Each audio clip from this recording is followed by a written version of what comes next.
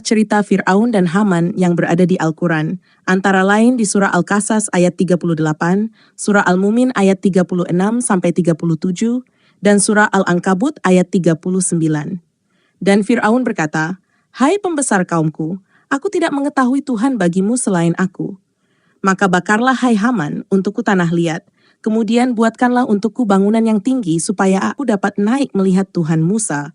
Dan sesungguhnya aku benar-benar memandangnya termasuk orang-orang pendusta." Cerita ini berasal dari legenda Yahudi, Helenistik, dan Midrashik, terutama dalam kitab-kitab Targum dan Midrash Rabbah sekitar abad pertama sampai ke-5 Masehi. Nama Haman sendiri tidak dikenal dalam kisah Musa di Taurat, melainkan berasal dari kitab Esther. Haman bin Hamedata adalah pejabat tinggi Persia pada masa Raja Ahasiweros atau Xerxes, bukan pejabat Mesir. Kisah tentang menara yang hendak dibangun untuk mencapai surga merupakan motif klasik Menara Babel yang berasal dari kitab Kejadian pasal 11 ayat 1-9. Dalam tradisi Yahudi pasca Babilonia, kisah Menara Babel sering diparodikan untuk mengejek raja-raja sombong yang menantang dewa.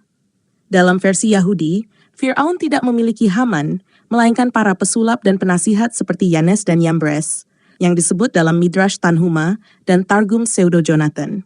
Mereka menentang Musa dengan sihir dan tipuan, tetapi akhirnya kalah. Sementara itu, kisah tentang membangun menara menuju langit berasal dari legenda Babel, di mana Raja Nimrod, bukan Fir'aun, ingin mencapai tempat dewa dan menantang kekuasaannya. Tuhan kemudian menggagalkan rencana itu dengan mencampur adukan bahasa manusia. Jadi dalam versi aslinya, raja yang membangun menara bukan Fir'aun, melainkan Nimrod. Tokoh bernama Haman bukan dari Mesir, melainkan pejabat Persia yang hidup 1000 tahun kemudian.